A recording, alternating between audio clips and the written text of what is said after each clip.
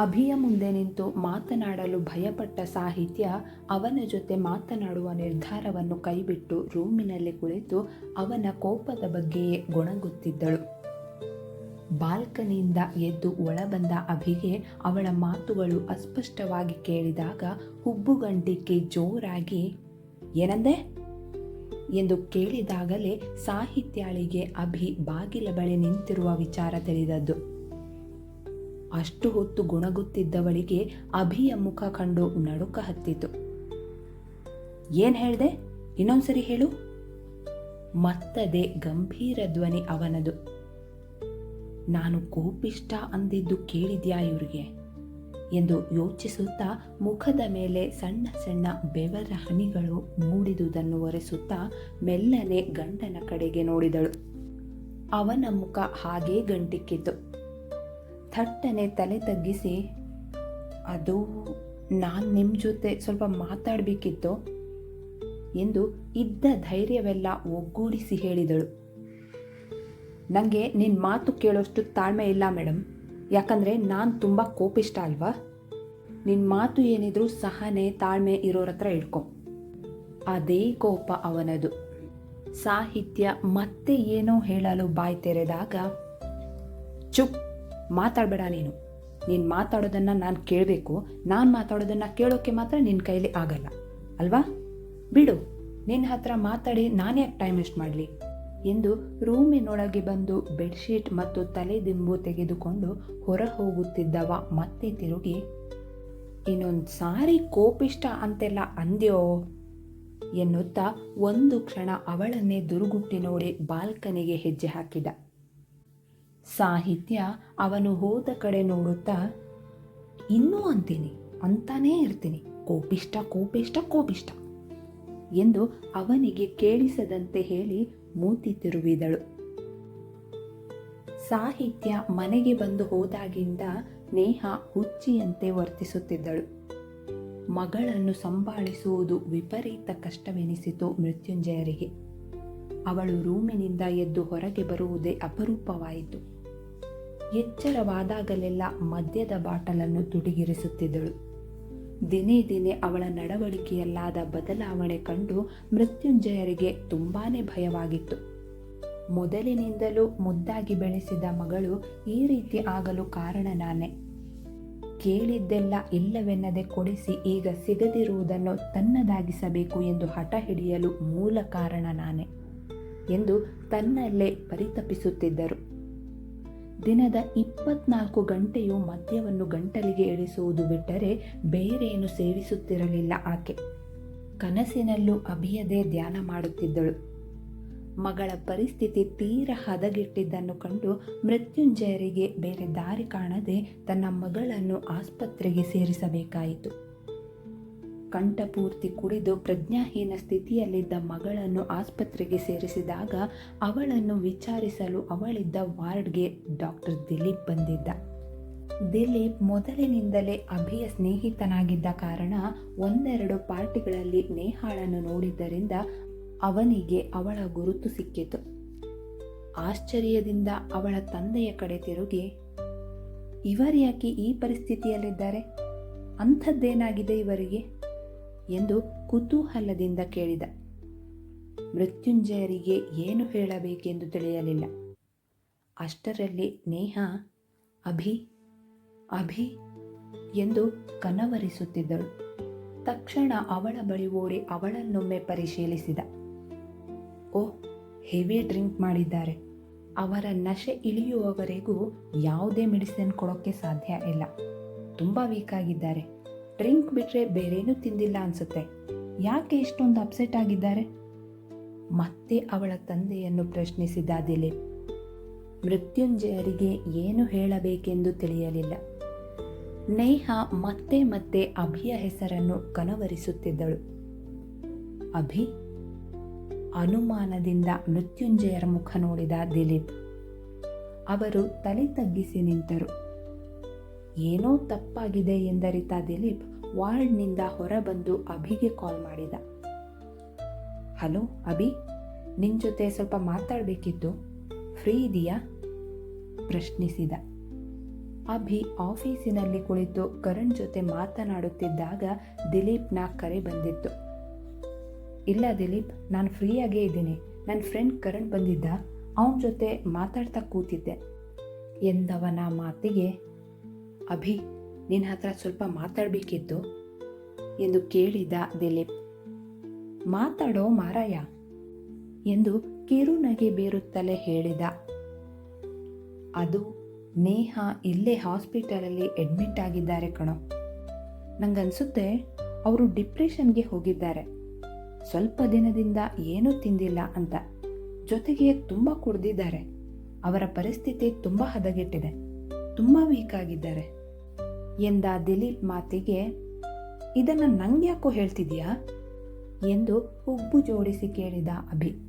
ಅದು ಹಾಗಲ್ಲ ಕಣೋ, ಅವರು ನಿನ್ನನ್ನೇ ಕನವರಿಸ್ತಿದ್ದಾರೆ ಎಂದಾಗ, ವಾಟ್ ಎಂದು ಆಶ್ಚರ್ಯದಿಂದ ಕೇಳಿದ. ಹೌದು ಅಭಿ, ಅವರಿಗೆ ಇನ್ನೂ ಪ್ರಜ್ಞೆ ಬಂದಿಲ್ಲ. ಅವರು ಎಚ್ಚರ ಆಗೋವರೆಗೂ ನಾನು ಯಾವ ಮೆಡಿಸಿನ್ ಕೊಡೋಕ್ಕೂ ಆಗಲ್ಲ. ಅವರ ಪರಿಸ್ಥಿತಿ ತುಂಬ ಹದಗೆಟ್ಟಿದೆ. ಅದಕ್ಕೆ ಏನು ಮಾಡಬೇಕು ಅಂತ ಗೊತ್ತಾಗದೆ ನಿಂಗೆ ಕಾಲ್ ಮಾಡಿದೆ ಎಂದವನ ಮಾತಿಗೆ, ಸರಿ ನಾನಲ್ಲಿಗೆ ಈಗಲೇ ಬರ್ತೀನಿ ಎಂದು ಕಾಲ್ ಕಟ್ ಮಾಡಿ ಹೊರಟ ಅಭಿ. ದಿಲೀಪ್ ಮತ್ತೆ ನೇಹಾ ಇದ್ದೆಡೆ ಬಂದು ಅವಳ ಕಂಡೀಷನ್ ಹೇಗಿದೆ ಎಂದು ಪರಿಶೀಲಿಸಿದ. ಏನೂ ಬದಲಾವಣೆ ಕಾಣಲಿಲ್ಲ ಅವನಿಗೆ. ಅಭಿ ದಿಲೀಪ್ ಜೊತೆ ಮಾತನಾಡುತ್ತಿದ್ದಾಗ ಕರಣ್ ಅಲ್ಲೇ ಇದ್ದಿದ್ದರಿಂದ ಅವನಿಗೂ ನೇಹಾ ತನ್ನನ್ನು ಪ್ರೀತಿಸುತ್ತಿದ್ದ ವಿಷಯದ ಜೊತೆಗೆ ಅವಳು ತನ್ನ ಮನೆಗೆ ಬಂದು ಮಾಡಿದ ಕೆಲಸವನ್ನೆಲ್ಲ ವಿವರಿಸಿ ಹೇಳಿದ. ಎಲ್ಲವನ್ನು ಮೌನವಾಗಿ ಕೇಳಿದ ಕರಣ್ ಅಭಿಯ ಜೊತೆ ತಾನೂ ಕೂಡ ಆಸ್ಪತ್ರೆಗೆ ಹೊರಟ. ಆಸ್ಪತ್ರೆಗೆ ಬಂದಾಗ ಅವರಿಗೆ ಕಾಯುತ್ತಿರುವಂತೆ ಎದುರಾಗಿದ್ದ ದಿಲೀಪ್. ಮೂವರು ಸೇರಿ ನೇಹಾ ಇದ್ದೆಡೆ ಹೋದಾಗ ಅವಳ ತಂದೆ ಆಕಾಶವೇ ತಲೆ ಮೇಲೆ ಬಿದ್ದಂತೆ ಅವಳನ್ನು ತದೇಕ ಚಿತ್ತದಿಂದ ನೋಡುತ್ತಾ ಕುಳಿತಿದ್ದರು. ನೇಹಾ ಅದೇ ಸ್ಥಿತಿಯಲ್ಲಿದ್ದಳು. ಕರಣ್ ಒಂದು ಕ್ಷಣ ಅವಳನ್ನು ನೋಡಿ, ಇವಳೇನಾ ನೇಹಾ ಎನಿಸಿತು. ಇನ್ನೂ ಎಚ್ಚರವಾಗಿರದ ನೇಹಾ ಆಗಾಗ ಅಭಿಯನ್ನು ಕನವರಿಸುತ್ತಿದ್ದಳು. ಮುಖ ಬಾಡಿ ಹೋಗಿತ್ತು, ಕೂದಲು ಕೆದರಿತ್ತು, ದೇಹ ತೀರ ಸಣ್ಣಗಾಗಿ ಪ್ರಪಂಚದ ಪರಿವೆಯೇ ಇಲ್ಲದಂತೆ ಮಲಗಿದ್ದಳು. ಅಭಿ ದಿಲೀಪ್ನ ಮುಖ ನೋಡಿದ. ತನ್ನ ಕ್ಯಾಬಿನ್ನಿಗೆ ಬರುವಂತೆ ಸನ್ನೆ ಮಾಡಿ ಹೊರ ನಡೆದ ದಿಲೀಪ್. ಅಭಿ ಅವನನ್ನು ಹಿಂಬಾಲಿಸಿದರೆ ಅವರಿಬ್ಬರ ಹಿಂದೆ ಕರಣ್ ಕೂಡ ಹೆಜ್ಜೆ ಹಾಕಿದ. ದಿಲೀಪ್, ಏನಿದೆಲ್ಲ? ನೇಹಾ ಯಾಕೆ ಹಾಗಿದ್ದಾರೆ? ಅಭಿಯ ಕಣ್ಣುಗಳಲ್ಲಿ ಆಶ್ಚರ್ಯವಿತ್ತು. ಅದೇ ಪ್ರಶ್ನೆನ ನಾನು ನಿನ್ನ ಕೇಳಬೇಕು ಅಂತಿರೋದು ಅಭಿ. ನೇಹಾ ಯಾಕೆ ಹಾಗಾಗಿದ್ದಾರೆ ಅಂತ, ಅವರು ಯಾಕೆ ನಿನ್ನ ಹೆಸರನ್ನೇ ಕನವರಿಸ್ತಿದ್ದಾರೆ ಅಂತ ದಿಲೀಪ್ ಕೂಡ ಗೊಂದಲ ವ್ಯಕ್ತಪಡಿಸಿದ. ಬಹುಶಃ ನೀನು ಸಿಗಲ್ಲ ಅನ್ನೋ ಕಾರಣಕ್ಕೆ ಹೀಗಾಗಿದ್ದಾರೆ ಅನ್ಸುತ್ತೆ ಅಭಿ, ಕರಣ್ ತನಗನಿಸಿದ್ದು ಹೇಳಿದ. ಇರ್ಬೋದು, ದೀರ್ಘವಾದ ನಿಟ್ಟುಸಿರು ಬಿಟ್ಟ ಅಭಿ. ಅಂದರೆ ಅರ್ಥವಾಗಲಿಲ್ಲ ದಿಲೀಪ್ಗೆ. ಕರಣ್ಗೆ ಹೇಳಿದ ವಿಚಾರವನ್ನೆಲ್ಲ ಅಭಿ ದಿಲೀಪ್ಗೆ ಬಿಡಿಸಿ ಹೇಳಿದ. ನೇಹಾಳ ವಿಚಾರ ತಿಳಿದ ತಕ್ಷಣ ಎಲ್ಲವೂ ಮನದಟ್ಟಾಯಿತು ದಿಲೀಪ್ಗೆ. ಆದರೆ ಅವನಿಗೆ ಈಗಿರುವ ಗುರಿ ಎಂದರೆ ತನ್ನ ಪೇಷಂಟನ್ನು ಸರಿಪಡಿಸುವುದು. ಆದರೆ ಯಾವ ರೀತಿ ಯೋಚಿಸತೊಡಗಿದ. ಅಭಿಗೆ ಸ್ವಲ್ಪ ದಿನ ನೇಹಾಳ ಬಳಿ ಇರಲು ಹೇಳಿದರೆ ಅವನು ಖಂಡಿತ ಒಪ್ಪುವುದಿಲ್ಲ ಎಂಬುದು ಅವನಿಗೆ ತಿಳಿದ ವಿಚಾರವೇ. ಆದರೂ ಒಂದು ಮಾತು ಕೇಳಿದ. ಅಭಿ ಖಡಾಖಂಡಿತವಾಗಿ ನೇಹಾಳಿಗೆ ಸಹಾಯ ಮಾಡಲು ಸಾಧ್ಯವಿಲ್ಲ ಎಂದು ಬಿಟ್ಟ. ದಿಲೀಪ್ ಕರಣ್ನ ಮುಖ ನೋಡಿದ. ಅವನಿಗೂ ಏನು ಮಾಡಬೇಕೆಂದು ತಿಳಿಯದಾಯಿತು. ಅಷ್ಟರಲ್ಲಿ ಜೋರಾಗಿ ಕೂಗಾಡುವ ಶಬ್ದ ಕೇಳಿಸಿ ಮೂವರು ಅತ್ತ ಧಾವಿಸಿದಾಗ ನೇಹಾ ಹುಚ್ಚಿಯಂತೆ ಅಪ್ಪನ ವಿರುದ್ಧ ಕೂಗಾಡುತ್ತಿದ್ದಳು. ಕೂದಲೆಲ್ಲ ಕೆದರಿ ಹೋಗಿತ್ತು. ಆ ರೂಮಲ್ಲಿದ್ದ ವಸ್ತುಗಳೆಲ್ಲ ಚೆಲ್ಲಾಪಿಲ್ಲಿಯಾಗಿತ್ತು. ನನ್ನನ್ನು ಇಲ್ಲಿ ಯಾರು ಕರ್ಕೊಂಡ್ಬಂದಿದ್ದು? ಟೆಲ್ ಮೀ ಡ್ಯಾಡ್, ಅಷ್ಟೊಂದು ಧೈರ್ಯ ಯಾರಿಗೆ ಬಂತು? ನೀನೇನಾದರೂ ಹಾಗೆ ಮಾಡಿದರೆ ನಿನ್ನ ಜೀವ ಸಹಿತ ಬಿಡಲ್ಲ ನಾನು ಎಂದು ತಂದೆಯ ಕೊರಳ ಪಟ್ಟಿ ಹಿಡಿದು ಇನ್ನಷ್ಟು ಜೋರಾಗಿ ಕೂಗಾಡುತ್ತಿದ್ದಳು. ಅಭಿಗೆ ಕೋಪ ನೆತ್ತಿಗೇರಿತು. ನೇಹಾ, ನಾಲಿಗೆ ಬಿಗಿ ಹಿಡಿದು ಮಾತಾಡಿ. ನಿಮ್ಮ ತಂದೆಯನ್ನೇ ಸಾಯಿಸಿಬಿಡುವಷ್ಟು ದೊಡ್ಡವರಾಗಿದ್ದೀರಾ ನೀವು ಎಂದು ಜೋರಾಗಿ ಕೇಳಿದ. ಆಗಲೇ ಅಭಿ ಅಲ್ಲಿರುವ ವಿಚಾರ ಅವಳಿಗೆ ತಿಳಿದದ್ದು. ಅಭಿಯನ್ನು ನೋಡುತ್ತಲೇ ಅವಳ ಮುಖ ಅರಳಿತು. ಅಭಿ ಎಂದು ಅವನ ಬಳಿ ಬಂದು, ನೋಡು ಅಭಿ, ನನಗೇನೋ ಆಗಿದೆ ಅಂತ ಡ್ಯಾಡ್ ನನ್ನ ಹಾಸ್ಪಿಟಲ್ಗೆ ಕರ್ಕೊಂಡ್ಬಂದಿದ್ದಾರೆ. ನನಗೆ ಕೋಪ ಬರಲ್ವಾ?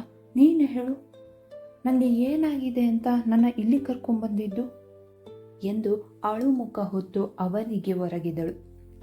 ಆತ ಅವಳಿಂದ ದೂರ ಸರಿದು, ನಿಮ್ಮ ಆರೋಗ್ಯ ಕೆಟ್ಟಿದೆ ಅಂತಾನೆ ನಿಮ್ಮ ತಂದೆ ಇಲ್ಲಿ ಕರ್ಕೊಂಡ್ಬಂದಿದ್ದು. ಮತ್ತು ಈ ರೀತಿಯೆಲ್ಲ ಆಡಿ ನನಗೆ ಹತ್ತಿರ ಆಗೋಕ್ಕೆ ಪ್ರಯತ್ನ ಪಡಬೇಡಿ. ಪ್ರತಿ ಬಾರಿ ಫೂಲ್ ಆಗೋಕ್ಕೆ ನಾನೇನು ದಡ್ಡ ಅಲ್ಲ. ನಿಮ್ಮ ಹದ್ದು ಬಸ್ತಿಲಿ ನೀವಿದ್ರೆ ಒಳ್ಳೆಯದು ಎಚ್ಚರಿಸಿದ. ಅಭಿ, ನೀನಿಲ್ಲದೆ ನನಗೆ ಬದುಕೋಕ್ಕೆ ಆಗಲ್ಲ. ಪ್ಲೀಸ್ ನನ್ನ ಕೈ ಬಿಡಬೇಡ ಮತ್ತೆ ಅವನಿಗೆ ಹೊರಗಿದಳು.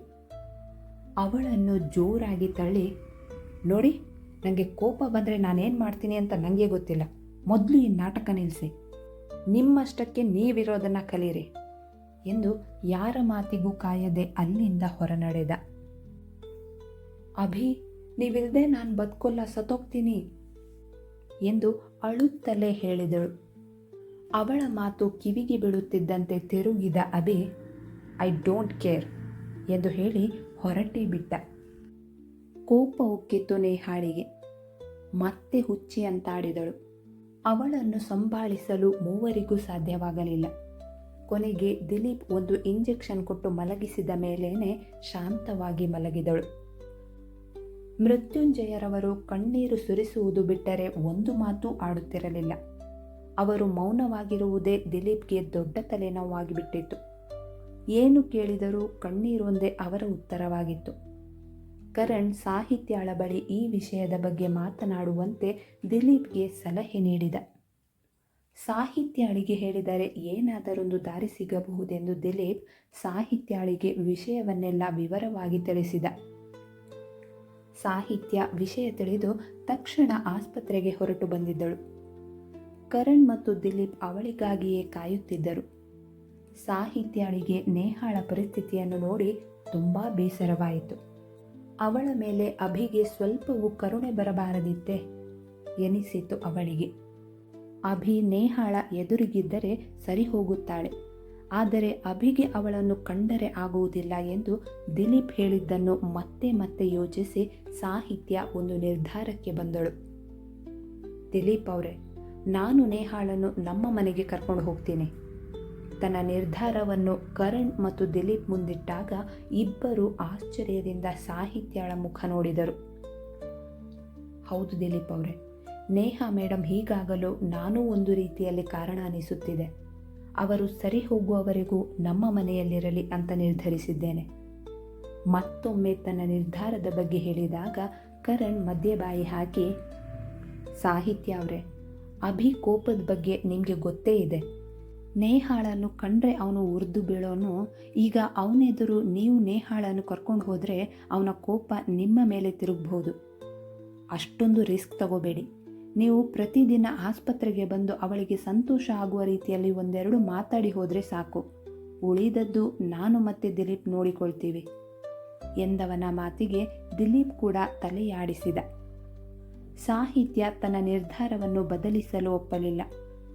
ನೇಹಾ ಮೇಡಮ್ ಆಸ್ಪತ್ರೆಯಲ್ಲಿ ಇದ್ದಷ್ಟು ದಿನ ಇನ್ನಷ್ಟು ಡಿಪ್ರೆಷನ್ ಹೋಗುವ ಸಾಧ್ಯತೆ ಇದೆ ಎನಿಸುತ್ತದೆ ನನಗೆ. ನನ್ನ ಗಂಡನ ಬಗ್ಗೆ ಯೋಚನೆ ಬೇಡ. ಅವರನ್ನು ನಾನು ಒಪ್ಪಿಸುತ್ತೇನೆ. ನೇಹಾ ಮೇಡಮ್ ಸರಿ ಹೋಗುವವರೆಗೂ ನಮ್ಮ ಮನೆಯಲ್ಲಿರಲಿ. ಅವರನ್ನು ನಾನು ನೋಡಿಕೊಳ್ಳುತ್ತೇನೆ ಎಂದು ಖಡಾಖಂಡಿತವಾಗಿ ಹೇಳಿದಾಗ ಇಬ್ಬರೂ ಒಪ್ಪಬೇಕಾಯಿತು. ಸ್ವಲ್ಪ ಸಮಯದ ಬಳಿಕ ನೇಹಾ ಎಚ್ಚರವಾಗಿ ಮತ್ತೆ ಹುಚ್ಚಿಯಂತೆ ಆಡಲು ಶುರುವಿಟ್ಟಳು. ಸಾಹಿತ್ಯ ಅವಳ ಬಳಿ ಹೋಗಿ ಸಮಾಧಾನ ಮಾಡಲು ಪ್ರಯತ್ನಿಸಿದಷ್ಟು ಹೆಚ್ಚು ಕೂಗಾಡತೊಡಗಿದಳು. ಸಾಹಿತ್ಯಾಳಿಂದಾನೇ ತನ್ನ ಬದುಕು ನಾಶವಾಗಿದ್ದು ಎಂದು ಅವಳ ಮೇಲೆ ಹರಿಹಾಯ್ದಳು. ಸಾಹಿತ್ಯ ಆದಷ್ಟು ತಾಳ್ಮೆಯಿಂದ ಅವಳನ್ನು ಸಮಾಧಾನಿಸಿ ಅಭಿಯ ಬಳಿ ಕರೆದುಕೊಂಡು ಹೋಗುವುದಾಗಿ ಭರವಸೆ ನೀಡಿದಳು. ಅಭಿಯ ವಿಷಯ ಎತ್ತಿದ ಕೂಡಲೇ ಸ್ವಲ್ಪ ತಣ್ಣಗಾದಳು ನೇಹಾ. ಮುಖದಲ್ಲಿ ಮಂದಹಾಸ ಮೂಡಿತು. ಥಟ್ಟನೆ ಸಾಹಿತ್ಯಾಳ ಕೈ ಹಿಡಿದು, ಈಗಲೇ ಕರ್ಕೊಂಡು ಹೋಗು ಎಂದು ಹಠ ಹಿಡಿದು ಕುಳಿತಳು. ಸಾಹಿತ್ಯ ಮೃತ್ಯುಂಜಯರ ಒಪ್ಪಿಗೆ ಪಡೆದು ದಿಲೀಪ್ ಮತ್ತು ಕರಣ್ಗೆ ತಿಳಿಸಿ ತನ್ನ ಮನೆಗೆ ಕರೆದುಕೊಂಡು ಹೋದಳು. ಸಾಹಿತ್ಯ ಮನೆಗೆ ಬಂದಾಗ ಅಭಿ ಅದಾಗಲೇ ಆಫೀಸಿನಿಂದ ಬಂದಿದ್ದ. ಸಾಹಿತ್ಯಳ ಜೊತೆಗೆ ನೇಹಾ ಕೂಡ ಬರುತ್ತಿರುವುದನ್ನು ಬಾಲ್ಕನಿಯಿಂದಲೇ ನೋಡಿ ಕೆಂಡದಂತೆ ಕುದಿಯತೊಡಗಿದ. ದಿಲೀಪ್ ಈ ಮೊದಲೇ ಹರ್ಷನಿಗೆ ಕರೆ ಮಾಡಿ ವಿಷಯವನ್ನು ತಿಳಿಸಿ ಅರುಣಾದೇವಿಯವರಿಗೂ ತಿಳಿಸುವಂತೆ ಹೇಳಿದ್ದರಿಂದ ಅವರು ಸಾಹಿತ್ಯಳಿಗೇನೂ ಪ್ರಶ್ನೆ ಮಾಡಲಿಲ್ಲ. ನೇಹಾ ಅಭಿಯನ್ನು ನೋಡುವ ಖುಷಿಯಲ್ಲಿ ಎಲ್ಲವನ್ನೂ ಮರೆತು ಸಾಹಿತ್ಯಳ ಕೈ ಹಿಡಿದು ನಗು ನಗುತ್ತಾ ಮನೆಗೆ ಬಂದಳು. ತಾನು ಬಂದಿರುವುದು ಅಭಿಯ ಮನೆಗೆ ಎಂದು ತಿಳಿಯುತ್ತಿದ್ದಂತೆ ತನ್ನ ಮಾತು ಉಳಿಸಿಕೊಂಡ ಸಾಹಿತ್ಯಳ ಕೆನ್ನೆಗೆ ಮುತ್ತ ನೆಟ್ಟು ತನ್ನ ಸಂತೋಷವನ್ನು ದುಪ್ಪಟ್ಟುಗೊಳಿಸಿದ್ದಳು. ಸಾಹಿತ್ಯ ತನ್ನ ಮೊಂಡು ಧೈರ್ಯದೊಂದಿಗೆ ನೇಹಾಳನ್ನೇನೋ ಕರೆದುಕೊಂಡು ಬಂದಿದ್ದಳು. ಆದರೆ ಅಭಿಯನ್ನು ಎದುರಿಸುವುದು ತುಸು ಕಷ್ಟದ ಕೆಲಸವೇ ಎನಿಸಿತು. ಆ ಅಳುಕಿನಿಂದಲೇ ನೇಹಾಳನ್ನು ರೂಮಿಗೆ ಕರೆದುಕೊಂಡು ಬರುತ್ತಿದ್ದಳು. ಅಭಿ ಕೋಪದಲ್ಲಿ ಕೈಯನ್ನು ಮುಷ್ಟಿ ಬಿಗಿದು ರೂಮಿನಿಂದ ಹೊರಬರುವಷ್ಟರಲ್ಲಿ ಎದುರಾಗಿದ್ದರು ಸಾಹಿತ್ಯ ಮತ್ತು ನೇಹಾ. ಅಭಿಯ ಕಿಡಿಕಾರುತ್ತಿರುವ ಕಂಗಳನ್ನು ನೋಡಲು ಸಾಧ್ಯವಾಗದೆ ತಲೆ ತಗ್ಗಿಸಿದಳು ಸಾಹಿತ್ಯ. ಆದರೆ ಅಭಿ ನನಗೆ ಸಿಕ್ಕೇ ಬಿಟ್ಟ ಎನ್ನುವಷ್ಟು ಖುಷಿಪಟ್ಟು ಹೂನಗೆ ಬೀರಿದಳು ನೇಹಾ. ಮುಂದುವರೆಯುವುದು.